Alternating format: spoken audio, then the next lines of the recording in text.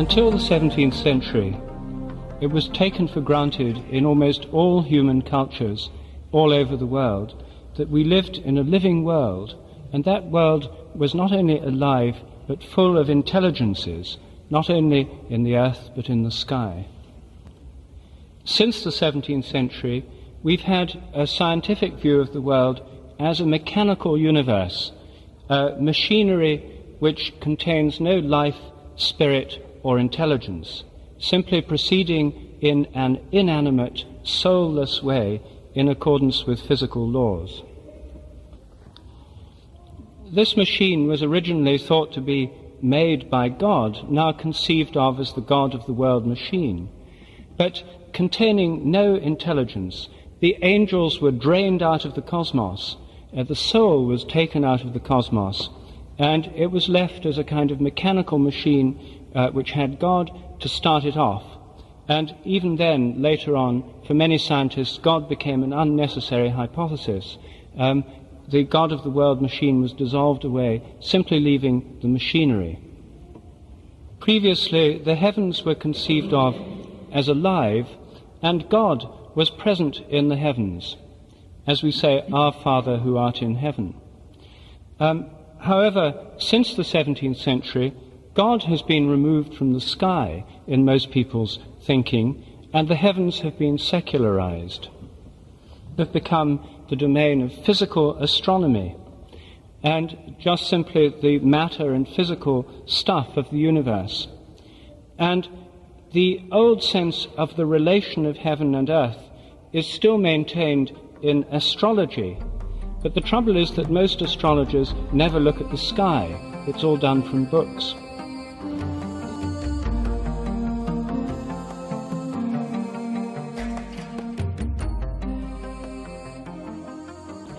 In recent years, though, we're coming to have a new sense of the life of nature, and this is the theme of my book called The Rebirth of Nature. We're recovering a sense of the universe as a living organism, and in many ways the old sense of the life of nature is returning, not only through a rising awareness of the environment and through the green movement, but also through science itself.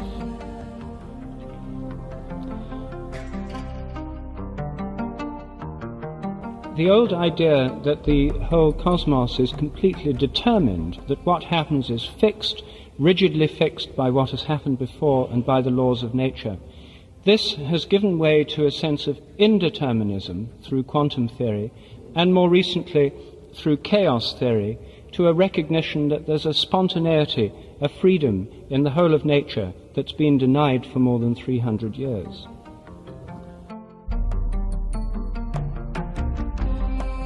And another well-known way in which this is happening is through the Gaia hypothesis, the recognition that we live on a living earth, that the earth itself is a living organism. So many people have now recovered a sense of the life of the earth, but still, for most people, the heavens are regarded as dead and inanimate. The heavens have not yet been resacralized. If, as conventional science asserts, the mind interfaces with the physical brain through the electromagnetic fields, what about the idea that the complex pattern of electromagnetic fields in the sun make the sun like a gigantic brain, and that these changing fields are the way in which the mental life of the sun can interface with its physical activity?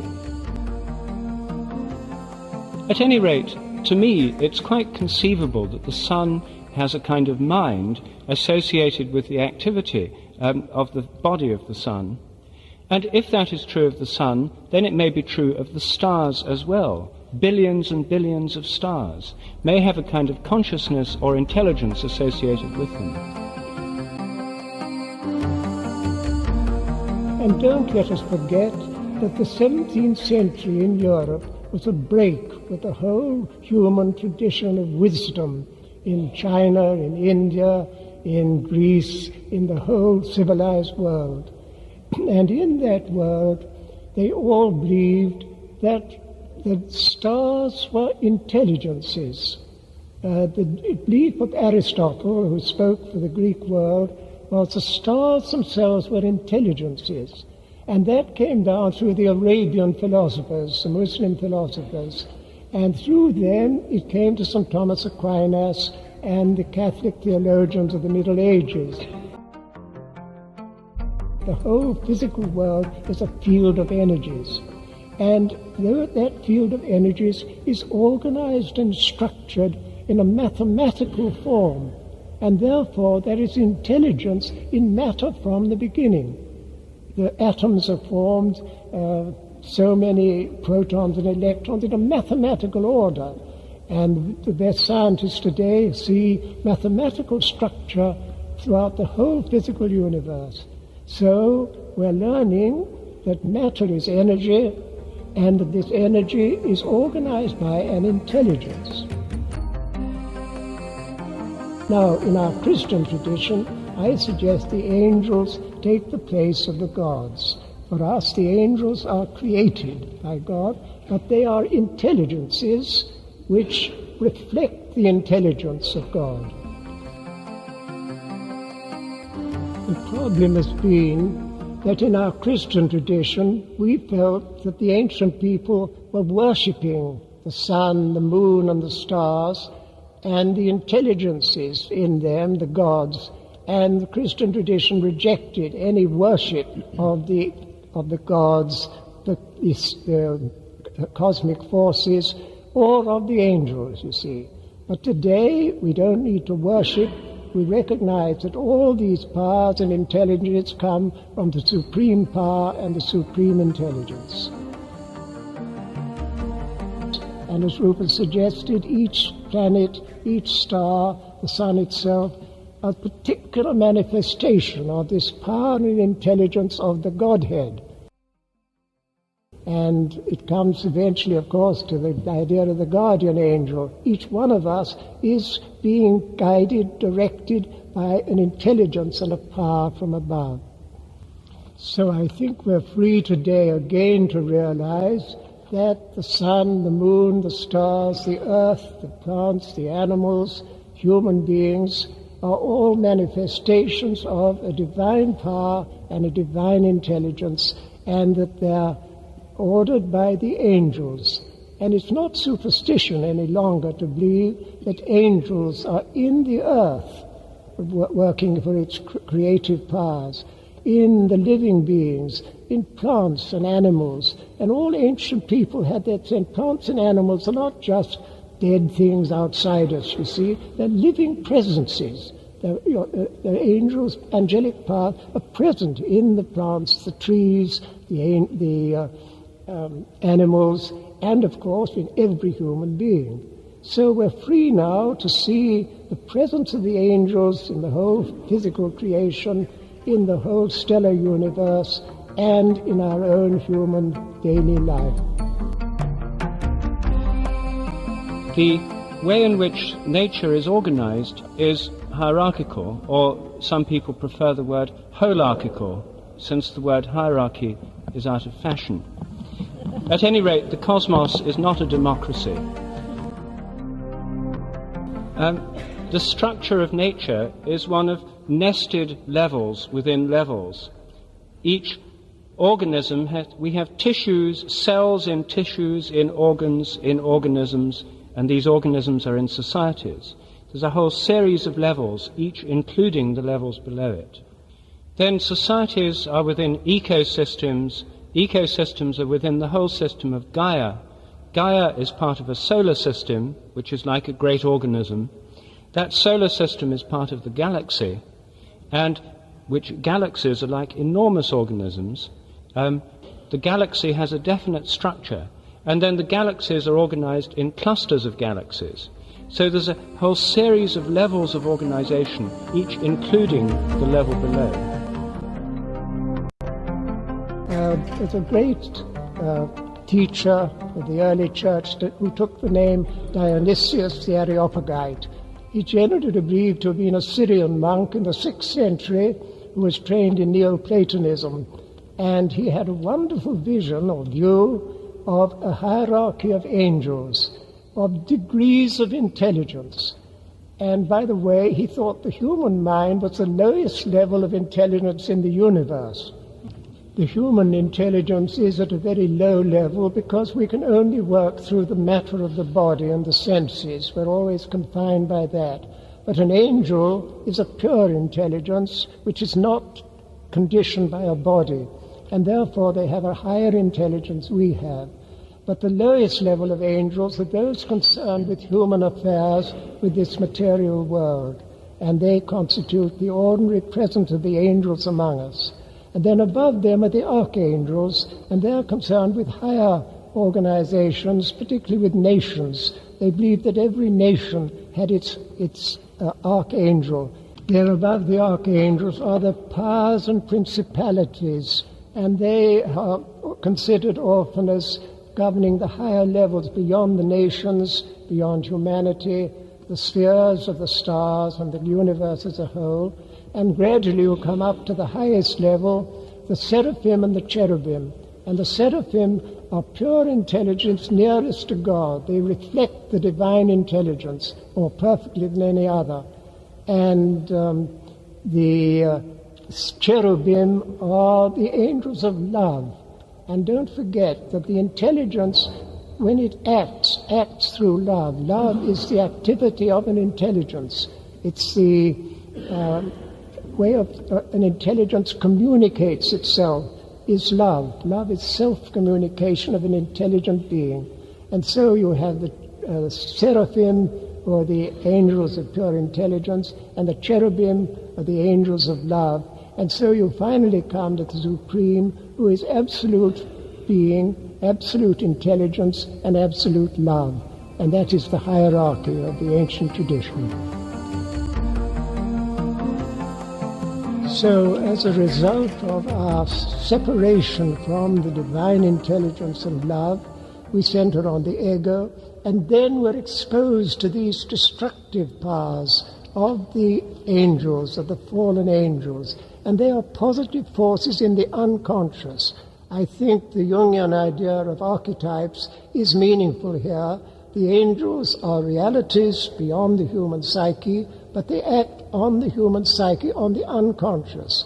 And all these destructive forces in the unconscious are the negative forces of fallen angels acting on the human psyche and driving us in all these ways of destruction and violence and hatred and confusion which we experience today.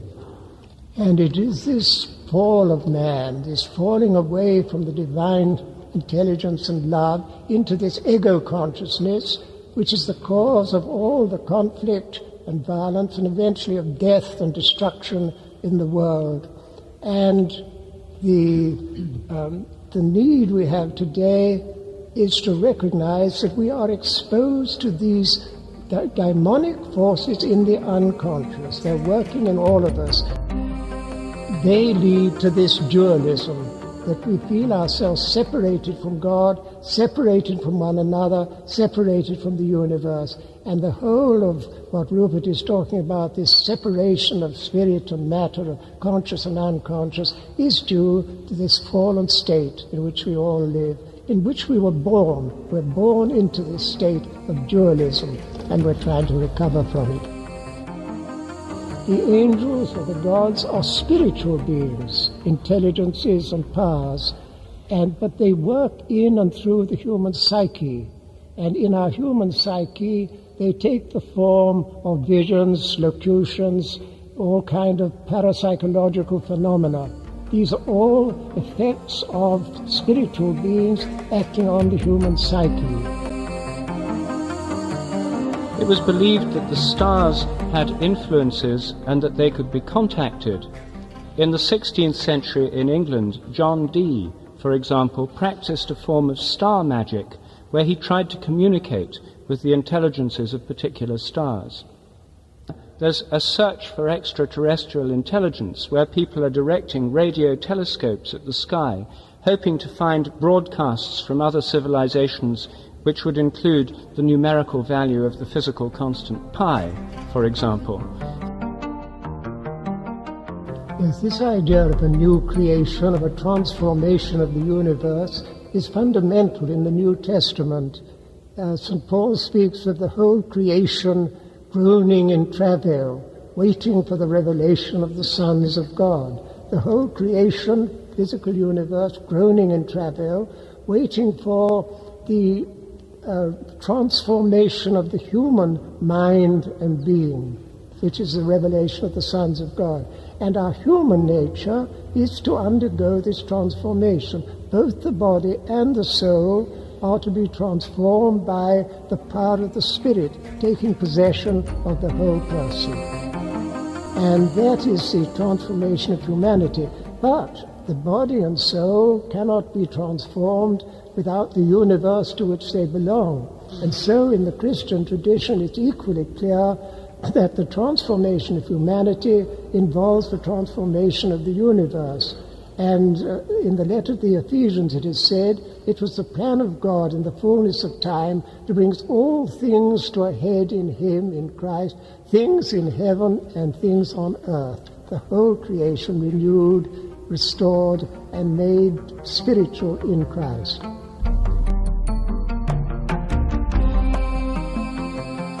But there's a great deal of evidence, especially in India and Tibet, that this does actually take place. There are people whose bodies have been transformed in this way. The very famous holy man in South India where we live, Ramalinga Swamigal, who entered into this silent state and disappeared. He was no longer found. And in Tibet, there are quite strong evidence, Rupert himself has contacted Tibetans who speak of it, of people who have gone into a deep state of meditation, transcended their normal human state, entered into a supreme consciousness, and their body has simply disintegrated. Only the nails and the hair remain. Everything else becomes a body of light. So these things do happen, and we can all know and believe that in the resurrection of Jesus, that is exactly what did happen, and that is our destiny.